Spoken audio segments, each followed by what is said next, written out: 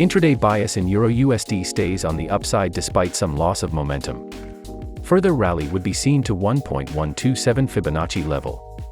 Firm break there will target 161.8% projection of 1.063 to 1.101 from 1.083 at 1.144 next.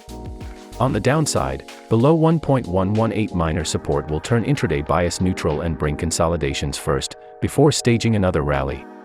In the bigger picture, as rise from 0.953 extends, focus is now on 61.8% retracement of 1.234 to 0.953 at 1.127. Sustained break there will solidify the case of bullish trend reversal and target 1.234 resistance next.